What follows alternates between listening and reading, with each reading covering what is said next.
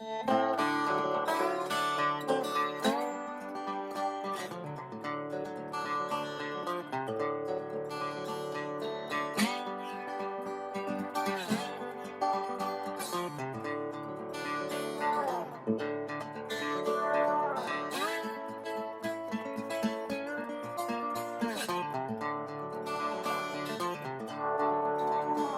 the rain don't fall, that's when you know you're gonna go dry. When the rain don't fall, that's when you know you're gonna go dry. And it won't do no good to be crying out loud, babe, or cursing the sky.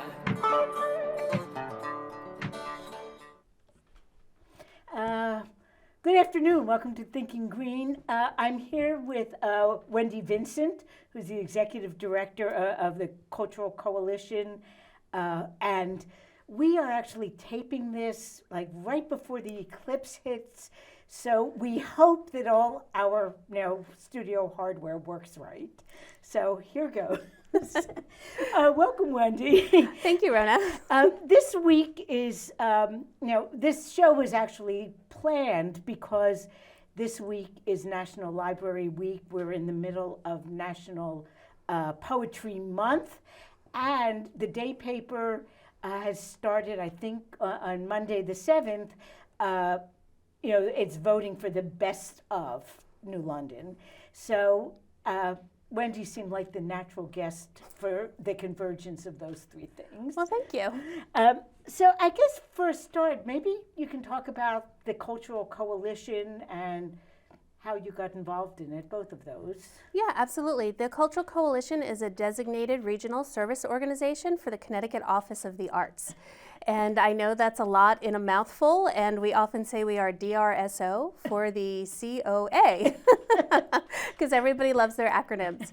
I got involved about 8 months ago now, and what happened was the position had come open for the executive director, and I had about 4 local artists and nonprofit organizations say to me, "Hey, Wendy, are you going to apply for that job?" And I literally joked, replace one Wendy with another Wendy, because the previous executive director is also named Wendy. And because that came out of my mouth, here I am. And Wendy Berry actually had been heading that for a decade, I think. Yes, 10 years, actually, exactly a decade. And we had just celebrated our 10th year, which is also exciting. And we had a really nice transition between the two of us because I've known Wendy for years. I was involved in the organization when it first started. I was the president of the Friends Group up at Gillette Castle State Park, and we had gotten involved in the Make Music Day project that the Cultural Coalition is heavily involved in. And so I had been in contact and, talked to the coalition for a while. And a couple years ago, when they were doing some ARPA funding, I had also worked with them on their grant program to do some business development classes for their artists who had gotten some of the funding through the coalition. So it was kind of a great transition and moment in time of, being available and the position coming open. So how's your first year going?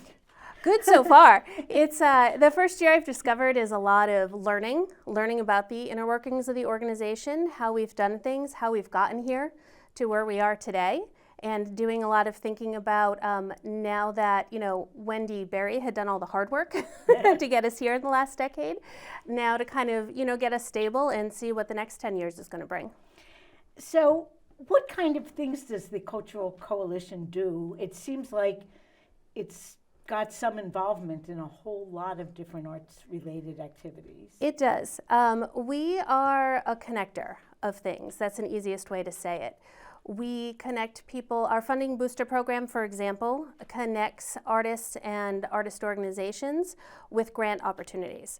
So we provide them information on the grants, we hold their hands through the process, we help them write their grant applications, and that's just one of our programs. We're also working with the Beam project here in New London. We're working with the developers on that project to do an Artist in Place program where in exchange for a discount on the rent, they do some arts programming in the facility to kind of bolster that whole live, work, and play concept, and to also help make some housing affordable as these new housing projects come up for our local artists.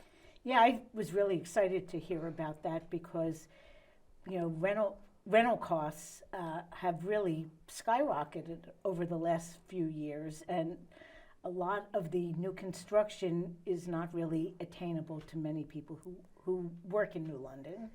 Yeah, and it's been great to be able to really do this private-public combination of things where we've been able to work with organizations like those developers who are conscientious of wanting to include the arts in their projects and coming to us to maybe ask and kind of figure out how we can do that together and connect them with the artists on the street. It's a great idea also because one of my kind of critiques of our city's economic development plan is that bringing the developers in is great, but if you look at what happens in some other towns, they make demands of the developer or make requests of the developers to do something, sure, build your housing, but we want you to do something for us in return, and you'll get your tax credits, but it has to be a gain for the city too. And I think that's a really great idea, not just for the financial end, but to get the developers who don't really live here to learn about what city they're in. Yeah, absolutely. And especially in southeastern Connecticut and New London in particular, it's a really creative, artsy community that really thrives on that. We had just recently participated in the AEP6, which is the Arts and Economic Prosperity Study. And what that showed us is that the millions and billions of dollars that the arts economy actually brings to the greater economy.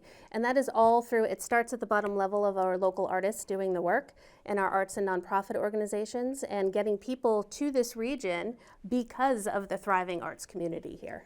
Yeah, it is huge. And because I think most of the enterprises are pretty small, it's overlooked very often. But so we've been doing this show for 20 years. We're on our 20th year, and I think it was the first winter that we did the show.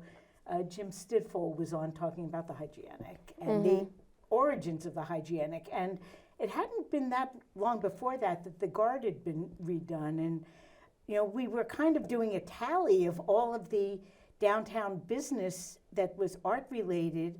And it was huge how many galleries there were, and frame shops and rehearsal spaces. And it was just amazing. And yeah, and it really is. And when you look at the economics of it, what's happening is people are coming to these locations. So, for example, let's take the Guard since you brought it up. People are going to come to a show at the Guard. In doing so, they're going to gas up their car. They're going to eat in a local restaurant. Right. They're maybe going to get a hotel for the night because they're coming from a distance. They're going to pop in an art gallery. They're going to go into the local businesses.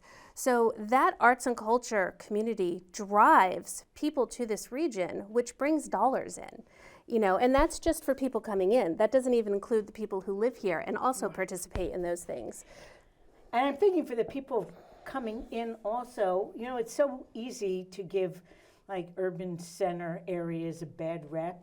Mm-hmm. And I think the more people come in and see it with their own eyes, it's like, oh, this is really kind of nice. Yeah, New London used to be, for me in particular, a drive-through city where it was someplace you drive by on the highway but wouldn't necessarily stop. And it wasn't until I've been working down in New London for the last several years. And it wasn't until I started working down in New London that I went, hey, this is a really cool place. And if you know, you know. So it's how can we share that with everybody to let them know what's going on here and how there's always a music performance going on. There's always an art gallery showing something. There's always a show. There's always an event. And there's great restaurants. You can get almost any type of food in New London. But how do we get people to know that without then becoming really overrun? Yeah. So finding that balance between how do we, prosper and make sure our small businesses can keep going and our artists can keep going. Yeah, I'm from Philadelphia originally, and there are a lot of people who grew up in big cities who have ended up here, and I think it's an easier sell for that group rather than the Connecticut bedroom communities who are a little more skeptical or not as appreciative of that sort of, I don't know, gritty creativity that Yeah. New London has in common with places like 10 times its size or 100 times its size. And grit is just the right word. You had brought that up, and it's a word I use often. There's something about New London and some of these other little surrounding towns that have a grit. It's like no matter how many times they've gotten knocked down, they keep coming back, and they keep trying. And the people who are die hard about it are die hard, and they're here for the long run. And it's really great to see, and to have communities like this that really embrace that artistic culture, whether it's the music, whether it's the arts, the murals on the walls, whether it's the writing and creative community as well. It's really great to see that. Now, you mentioned that you had, like, before the show even, you had some numbers about what the contribution to prosperity of the arts is in southeastern Connecticut. Yeah, I'm just pulling up my notes here because unfortunately I'm not good at memorizing the exact numbers, but I have paper so notes, so you're one step ahead of me. So in southeastern Connecticut, so the study that was done, it's not an all-inclusive study, so it's a volunteer participation. So by the study that was done, and these are actual numbers, they're not inflated numbers, these are actual numbers. So in southeastern Connecticut alone, $82 million was spent by arts and culture organizations in the region. There was a total of $183 million in economic activity, and these numbers are from 2022. So these numbers are just the amount of millions of dollars that the arts economy brings in is just amazing, and it's often forgotten about. Like you said, we think about the big manufacturers, we think about the larger businesses that are here, and we don't necessarily think of how much arts and culture actually contributes to the region. Yeah, it's really amazing. And New London, I think it's been a draw for many of us who, move here and decide to stay here. I mean, some people do move here because, of the water and they like boats. But a lot of us move here because we like that there's music every weekend and there's art everywhere. And yeah, and then my other hat that I wear is I'm also the owner of a small business. I own a bookshop in New London, and as I can't tell you how many people come in who are wandering off the train looking for something to do while they wait for their next train or the ferry, and who come in and say, wow, I had no idea this was here. This is like a little city or a little village in New York City with all of the things that are happening here. So yeah, and I think we can talk about the business aspect So you opened Golden Owl maybe 8-9 months ago? Yes, about the same time I took the position at the Cultural Coalition. Oh, that was quite a noteworthy time of your life. It was. I had left a previous job and decided to open the bookstore. And then it all happened at once. That's when everybody started saying, hey, Wendy, this job's open. Are you going to apply for it? And I thought, can I do both? Should I do both? And then the Telegraph moved. And the Telegraph moved. That's exactly how I got into that spot, is because I knew that the Telegraph was moving to a larger space. And so I talked to the building management company before he officially moved out and was ready to move in. The second he moved out, I moved in. So that is so nice to see because, anyone who walks down State Street or Bank Street knows that many spots stay vacant for a long time. They do stay vacant for a long time, and it was a nice transition to that spot. It's a great location. It's right near public parking and all of that, and I love the amount of people who, like I said, come off the train and come off the ferries right there. But it is nice to see, and that was exactly the hope, was that one business was moving to another spot, and yet another could come in, and there wouldn't be a vacant spot there.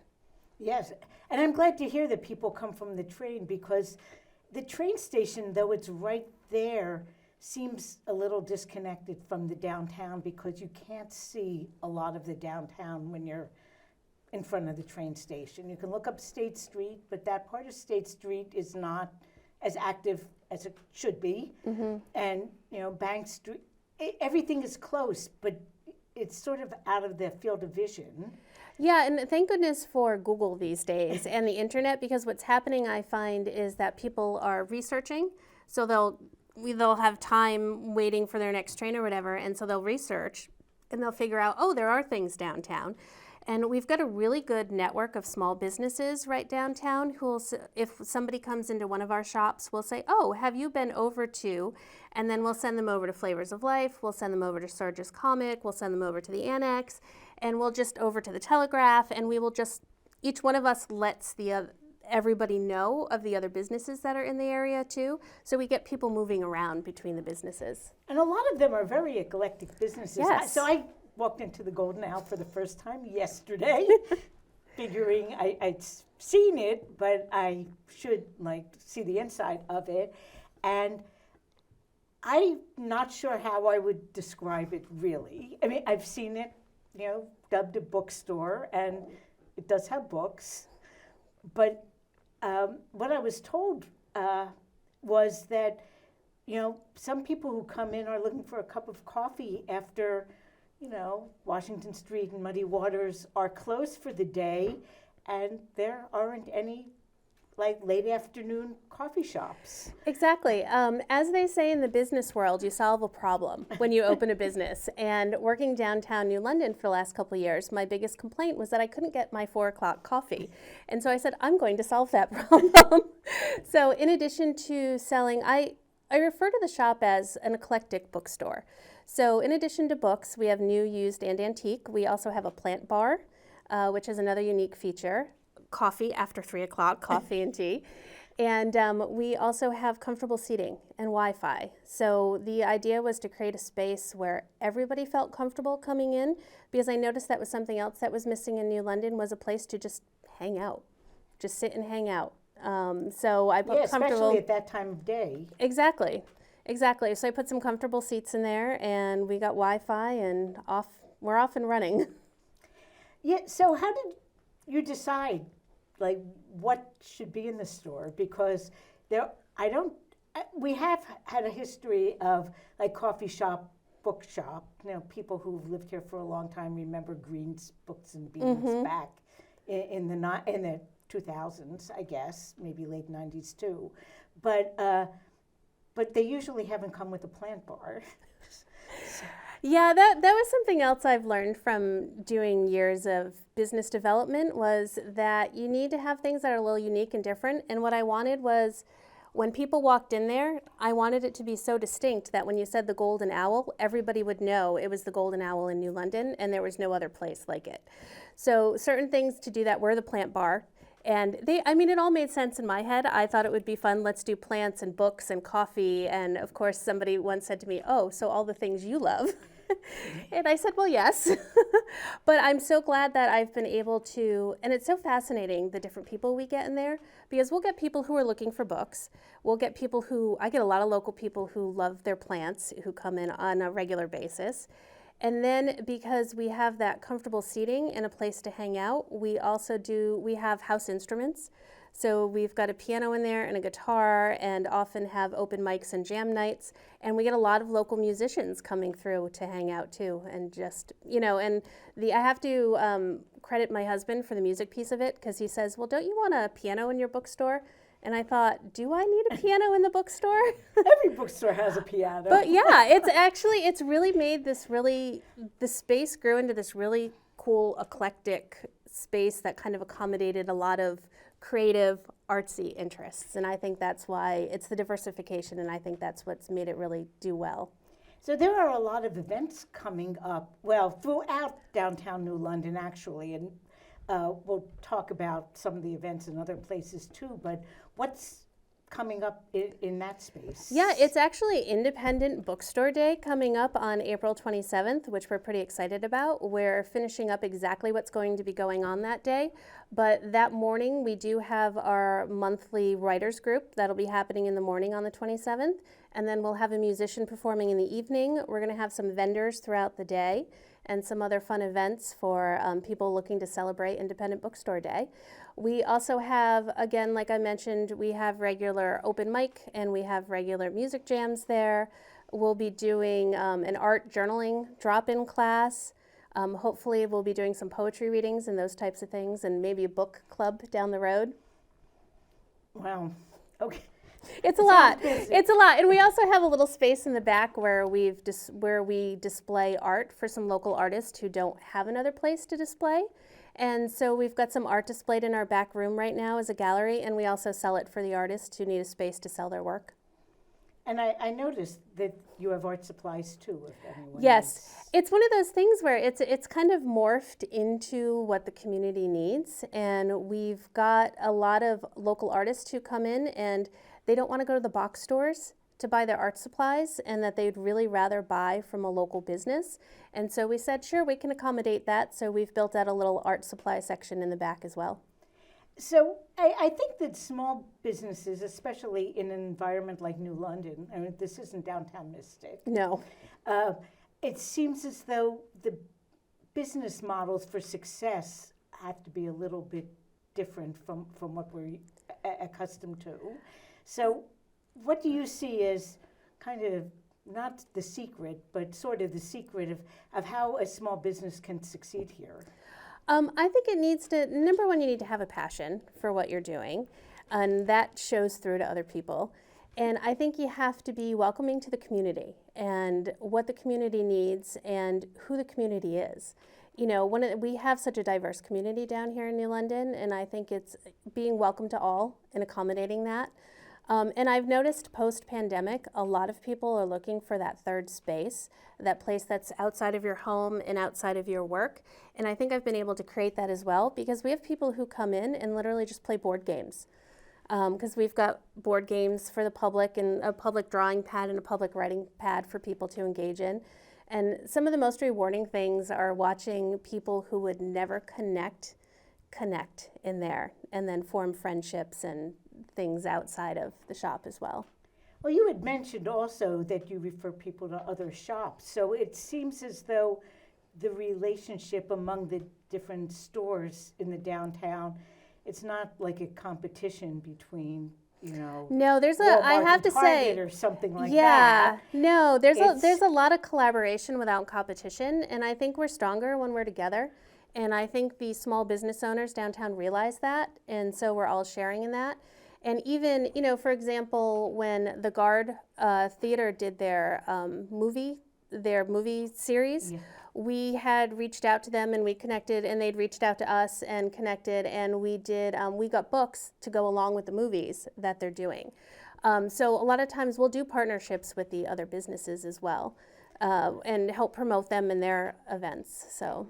Now, an idea came up in our last election cycle of whether some small businesses could kind of combine having an online presence and also having a modest storefront presence, because to have a big storefront presence requires a big investment. But Caruso's, for example, in downtown, been in New London since I've been in the region, and that's like 40 years. They had been largely mail order, but that supported a physical presence. Are any of the New London businesses doing that kind of thing? Yeah, I know a lot of them have websites where you can also purchase through the websites. What we did was, as an independent bookstore, we joined up with nationally the Booksellers Association, and so we're able to offer online sales. It's kind of the small independent stores competition of Amazon. And so we're able to, on bookshop.org, offer anything that people want to order. So what they'll do is they'll click on our website, and it'll bring them a link to that. And what they'll be able to do is actually order their books and have it delivered right to their house. So, and it's not just us, all the other independent bookstores have this as well. And so who've signed up for it. Yeah. And so you say you have a favorite bookstore in a little local bookstore in Vermont, you can support that. You know, or you mentioned you were from Pennsylvania. If there's Yeah. an independent bookstore you love there, you can go on the website and see if your bookstore is listed on there. And then whatever you purchase through that online site will also support your bookstore. So, and I think you just hit the nail on the head, where it's kind of that secret of how do you compete and keep relevant, because you can't just depend on traffic through the front door. And in some cases, even like, you know, I have to give a shout out to Lashes by Lee down on Bank Street. And she, in addition to what she does there, she also has a school. And so a lot of it seems to be like this little bit of a diversifying in little areas where you can, to not rely on just one revenue stream. Yeah, it's sort of interesting because, of course, the very old model of shopping back in the 30s and 40s and 50s was more specialized small stores. But now it's almost going back to that, but it seems like each shop is more eclectic. It isn't like this is the deli and this is the bookstore. So, but somehow they all kind of fill the gaps. Yeah, and I think that's what people are looking for. I think because, with the malls closing and those big shopping things not so relevant, and people have lost that personalized touch, and I think that they're really craving it. And that's what I'm seeing for the people who come down in, downtown, is that's what they're craving and that's what they're looking for. They want that unique experience. They want to go someplace where, it's not anywhere, any town. Like, it's very specific to a space. And a place. And it might be partly a post-COVID thing. I think a lot of it's a post-COVID thing. Like, everyone is kind of feeling our ways back into like a public life. And where do you make those connections? And what are going to be the, and even when we talk about like greater tourism for the area, and that's something a lot we talk about with the Cultural Coalition too. It's a big part of the conversation is how do you drive people to places? People want those unique experiences. So they want an agenda of a day where it's like, okay, I'm going to go here. I might see a theater show. I might poke in a couple stores and see a restaurant. And so there's this big, and afterwards I might go to the bar and get a drink or see a music performance. So there's this big, like, what experiences? People seem to be looking for experiences. So if you can create the types of businesses and creative experiences that give them a unique experience, then I think that's what's going to draw people. And I think New London does have the ingredients for that. But the 100% other dimension does. is, the historic Yes. sites. Where you are is 2 blocks from the Custom House and 100%. 4 blocks from the Shaw Mansion. Yeah, and that's the other great thing that we do downtown too, is we share all that information. It's like, oh yeah, don't forget to head down to the Custom House or to go over to Hammonasset or there's so many, Ocean Beach, there's so many cultural assets in this, not only in the city of New London, but in the nearby region, to be able to send people to that once, people know about it. We'll get them coming back and telling their friends. Word of mouth is, we'll get them taking their selfies in front of a mural on the wall and posting, oh yeah, I was just in New London, Connecticut. Yeah, and lots of murals. that's free advertising, and those types of things take off. So I did share when I stopped in the show that I was involved with the painting of the green and golden street mural. Oh, the one that got paved over? Yeah. Well, yeah, it's getting repainted in June, first Sunday, weather permitting. And the good thing is, after a winter of it looking kind of dull and depressing, for the last few years, it's been trying to fill 2-inch deep cracks in the pavement with street paint. So it'll be really nice to get it going, restored and repainted. Denny Rivera, who designed it and chalked out the original, is on board to re-chalk it out. Oh, that's wonderful. So hopefully by summer it'll be back.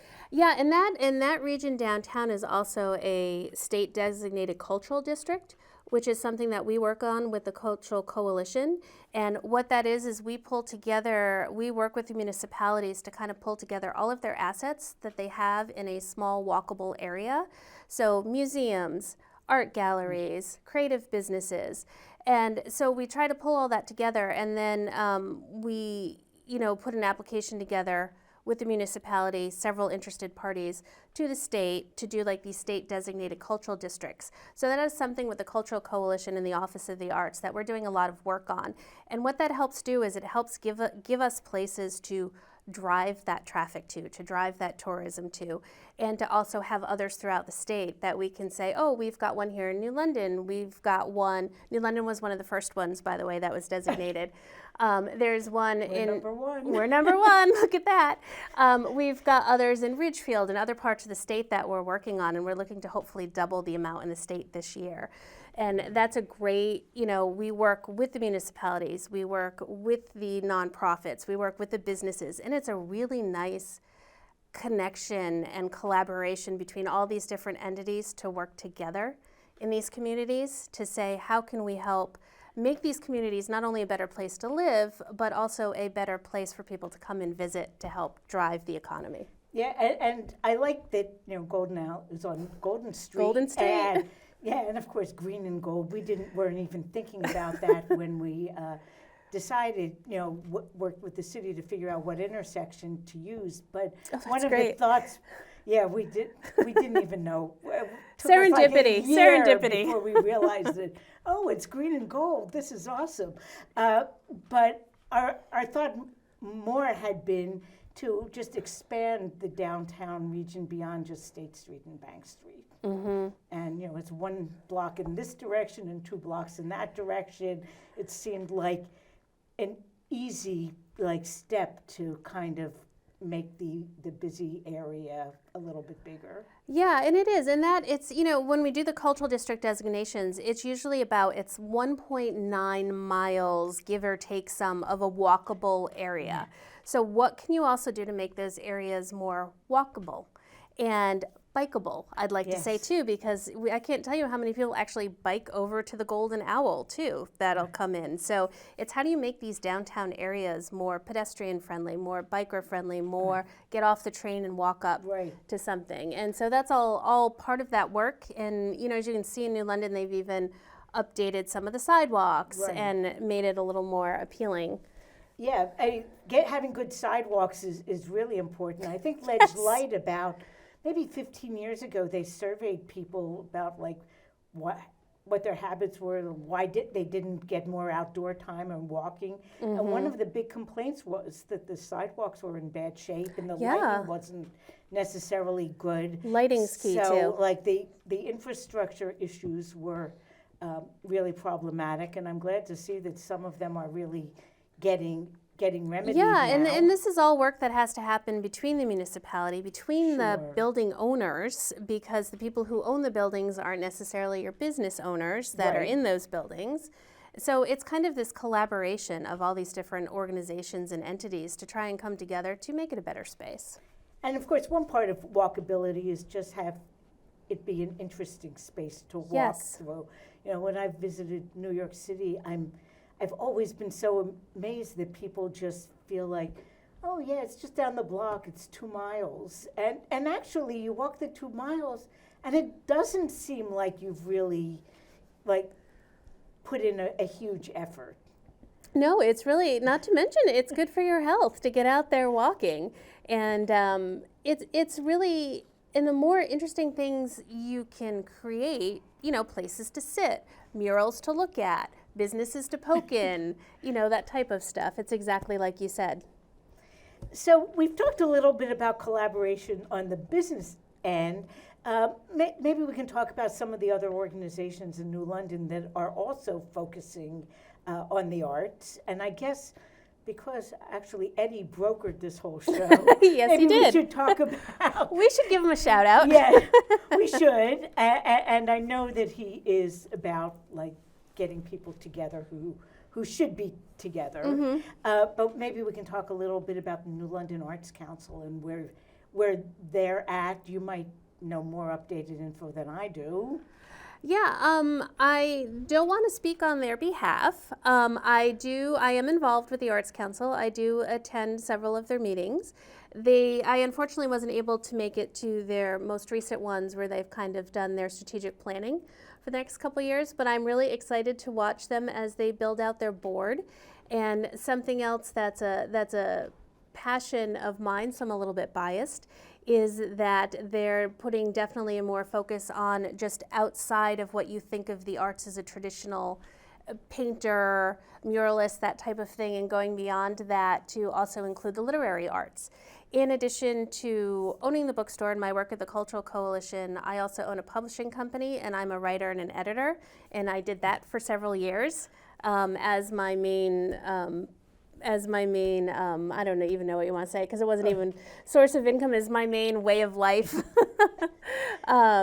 And so it's fun to watch them also, the Arts Council, expand into including these other arts. They're also doing, video and photography as part of the Arts Council.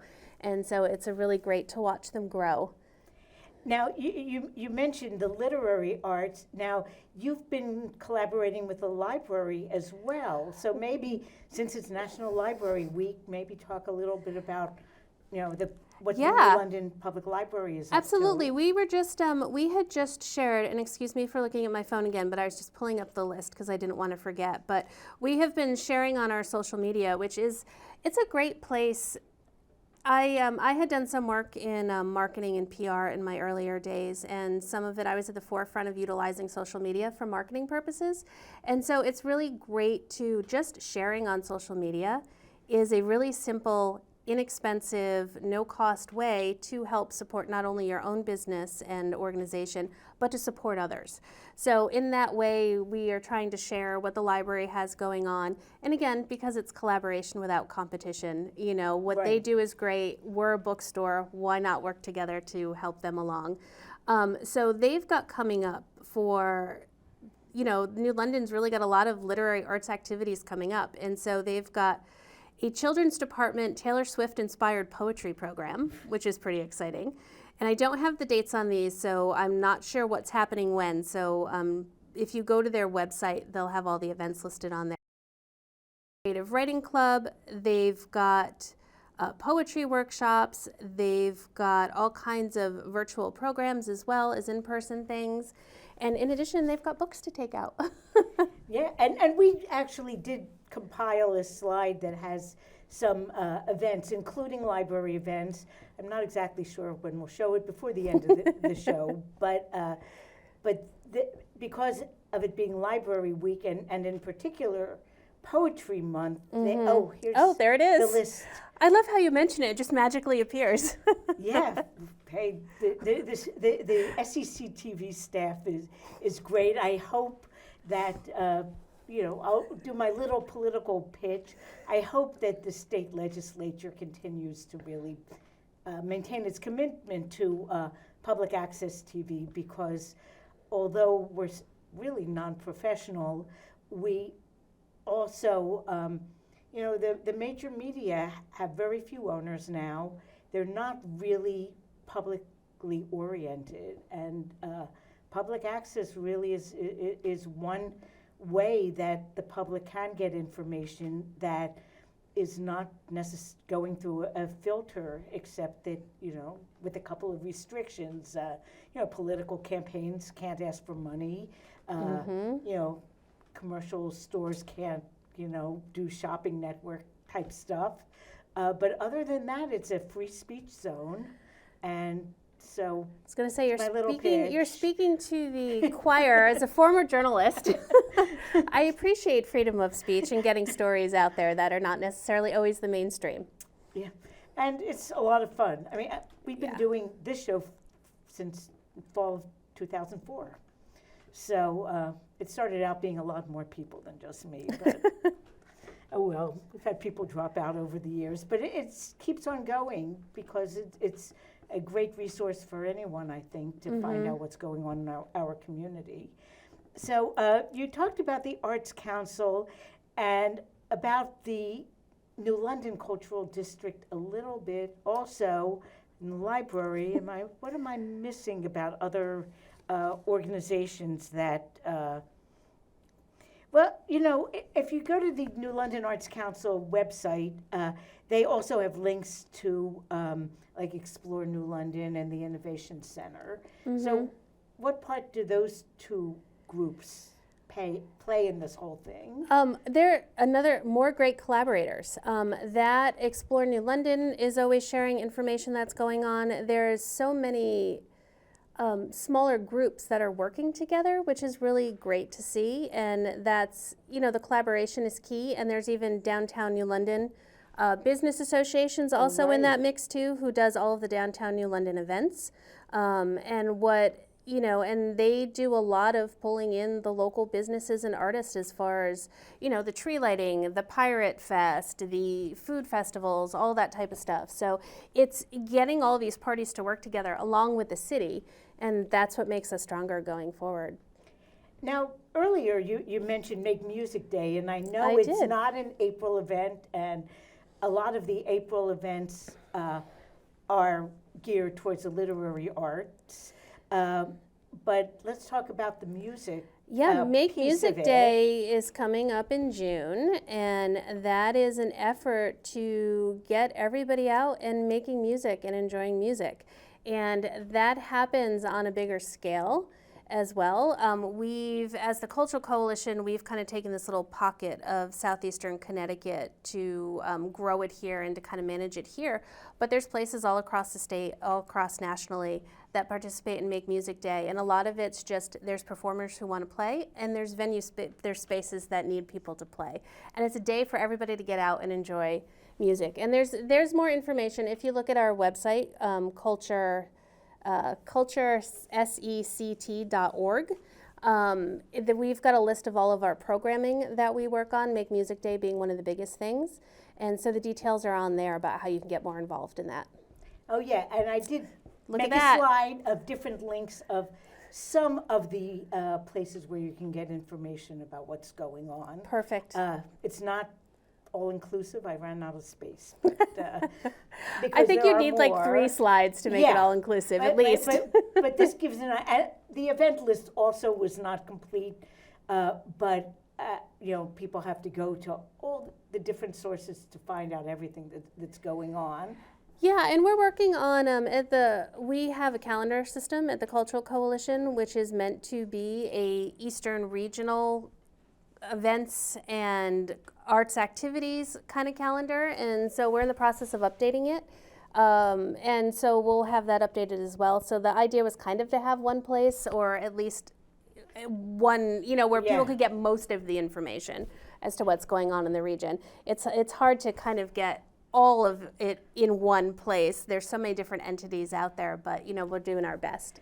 It seems to me that maybe 20 years ago there was something like that around. I don't remember if New London Main Street maybe at one time tried to collect I'm a lot sure New of London Main information. Street's had it. We have the court calendar is what ours was Yeah. called, and that was in, we worked with the Eastern Chamber and Sector on that to as partners in that, and we're in the process of updating it to something, a little bit a better platform.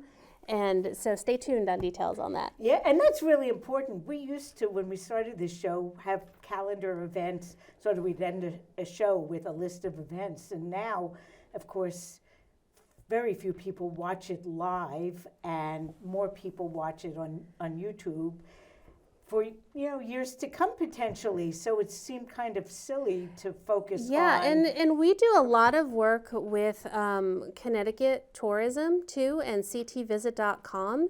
And so they've got a lot of events on their site, and then they share a lot of that information as well. So as the Cultural Coalition, we do a lot of work with the state entities, including tourism, including marketing, clearly Office of the Arts, which I've already talked about, Office of Humanities. So even besides on that lower level of trying to work and connect and collaborate, we also work on the state and then also on the national and regional levels where appropriate. Now, I am curious that, even the website and, my experience of the Cultural Coalition has been your work in Southeast Connecticut, but it sounds like you've taken on the whole eastern half of the state. We have. Yeah. So what was the thought behind that, and what are the implications of that? The thought behind it is really just to be able to connect as a region, and there's some great entities and some great organizations throughout the northern region that are doing a lot of the work as well, and I don't want to overshadow that as to work we're doing, but it's a way of hopefully we can partner together and work towards the same goals of promoting arts and culture in the region as well, and supporting arts and culture in the region. And so it's a little bit of a lift, but we're also going to be hiring shortly a Northeast coordinator up in that region who will live up in the northern region for the Cultural Coalition to help do the work up there. We had somebody in the past, but unfortunately she left, and this all kind of happened before I was with the coalition, so I'm just getting up to speed on all of it. But we are, doing the best we can to work with the folks up there and support them the best way we can. And what they're already doing, we just want to partner and support them in. And we just recently had, when Randy Cohen, who is from the the Americans for the Arts, where that AEP study that I was talking about came out of, we had him visiting last week. And so we had a stop in the north, a stop in the middle, and then a stop down here to kind of share that arts and economic prosperity numbers and the data behind it. Between all three, we're also doing a couple of events, Culture Connects events, which are pretty much networking events that we curate. And so we're focusing on doing a couple specifically in the north to try and get everybody together in the room. It's a little bit more challenging in the north just because it's a little bit more rural and spread out. And so we're trying to uncover all of those arts organizations that are already doing such great work and getting some of them in the same room so that they can also collaborate there. I had been wondering if there were any real hot spots of activity in the northern part. I know a lot of people in Willimantic. I'm thinking that there's a lot of people in Willimantic, 100%. A big community there.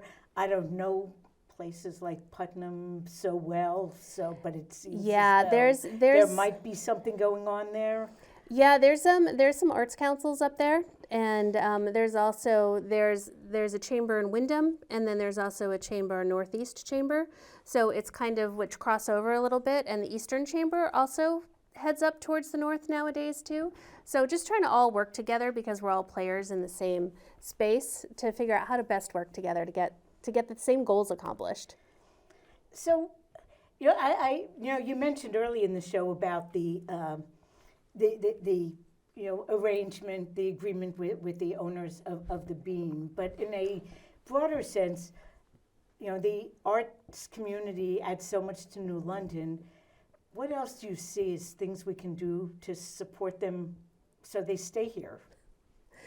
I think a lot of it is exactly like you just said, supporting each other. It's how can the businesses support each other and lift each other up? And, as the businesses, we also feature a lot of local artists. The Annex, for example, they do a lot of, that's pretty much what her business is they feature all these local artists and creatives in their shop. And so I think it's all of us really just working together to support it. So it comes from the top down. It's the state understanding what we're doing and trying to support that the best they can, our municipalities, understanding it within the government, our businesses, our different arts organizations and nonprofits working together and getting on the same page. And I think,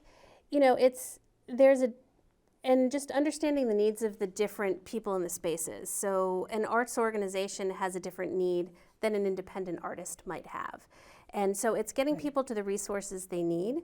And I'm a big proponent of saying that, we need more support of our arts businesses because they don't realize they're businesses. And how do we take that business knowledge and help our local artists understand how to operate as a business so that they can still keep doing their art and making money at it. And also the conversations, we do a lot of work at the legislative level too, talking about, we didn't do that well in the budget. In the last budget season for arts and culture. So it's how do we keep it top of mind? How do we stay relevant in the space? How do we keep talking about how arts and culture and our artists and artist organizations really drive the economy? Because those are the words that level and the governments will understand. In fact, that you touched on exactly what I was thinking. It's like, what is the environment in the governor's office and the state legislature related to supporting the arts? Well, it's really great to see how it's all coming together because the Office of the Arts sits in and falls under the DECD, the Department of Economic and Community Development. And so it's when things start to come together like that, I think you really can see the fusion of them starting to understand the importance of the arts to the community, to the state, to the region.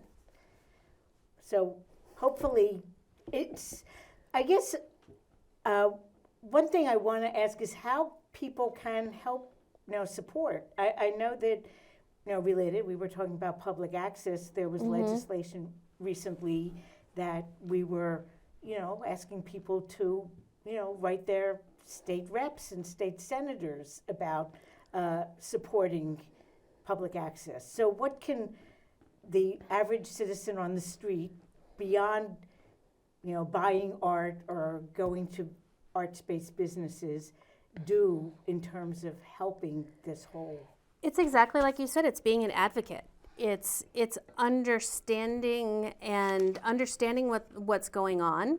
It's being informed, and then it's helping where you can. If you can share information out on social media to get the word out, that's great. That takes a couple clicks, and that doesn't take a lot of investment. If you've got time to write a letter to your legislature, awesome, do that. If you've got time to speak publicly on it, write a letter to the newsletter, to the newspaper. Do what you can to help support the arts and lift it up and support everybody. And, and reaching out to the government isn't as scary as some people think. It's very scary and unapproachable. Show up at events. A lot of them in the region especially, we have a lot of really good representatives and senators who show up to a lot of events here. Talk to them, start a conversation with them, let them know how important things are to you and why they should be on their radar when they're looking at different things. Now, those of us who live in New London think it's the center of the world. Of course.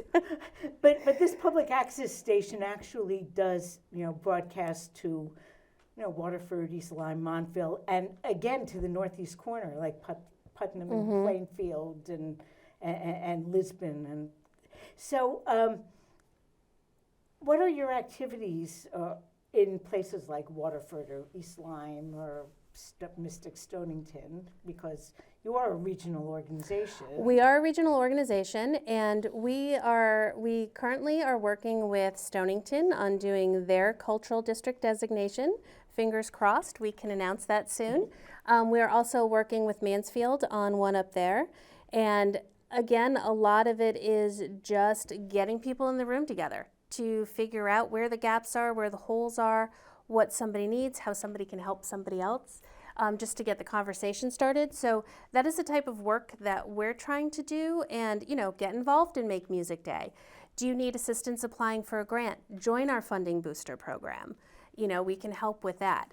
Do you need to be connected? Do you need help figuring out how to do a public mural? Reach out to us. We can point you in the right direction. We also have a sculptor who is looking for places to put their sculptures. And so it's connecting, like I said, we do a lot of connecting with different things, and it's throughout the Eastern region. And like I said, we've been, really focused on the South for the last 10 years. And we've only, in the last couple of years, started to focus on the North. So we're just working our way up. What the needs are in the North are not what the needs are in the South. So it's kind of meeting each community with where they need our help. And it's different in every space. So we probably have about 5 minutes left. Maybe you can talk about, or remind people what's happening in the near future that people can either participate in the events or help support, the things you're working towards. Yeah, I'm just, some of the things we've got going on is the BEAM program. We actually still are looking for a couple artists to go in there. So if there's any artist or anybody knows anybody out there who is looking for a place and is interested in a discounted rate in exchange for doing some arts programming, it doesn't have to be a painter artist. It could be a writer. It could be a poet. It could be a musician. That's one way to get involved. So what's that application process? Do they get in touch with you, or? Yep, if they go onto our website, we've got some information on it on there. They can just reach out to us. Kia, who is our Impact and Outreach Coordinator, is the one who's handling that program, so we'd be talking to Kia. And you still have to go through the process of what's required to get into the apartments. But it's a great opportunity, and it's a program that we're hoping to be able to expand to other places. In fact, I was just in Norwich the other day, and it came up there, and so we're going to maybe start to talk to some developers there to bring the program to Norwich as well. So this is a program that hopefully we can grow, not only in our region, but throughout the state. This is kind of a pilot program, so it's really exciting to be able to work on that. Yeah, I hope it spreads. Being the Beam, it sounds perfect in a way. It's very near like the rec center that's being built, and you could just see and they're how and that they're could very work and they're together. very thoughtful about incorporating the arts into their spaces. They're going to have public sculpture parks and some of their other projects and stuff. So it's really interesting to see. Other ways to get involved: join our funding booster drop-in. You can at least hear about what grant opportunities are out there and share them with people who might know. Join your local arts council. Talk to your local artists and creatives and see what's going on and how you can maybe support them. That being involved in that helps us. Join into Make Music Day. You have a space or you're a performer, hopefully we could connect you to make that happen for you.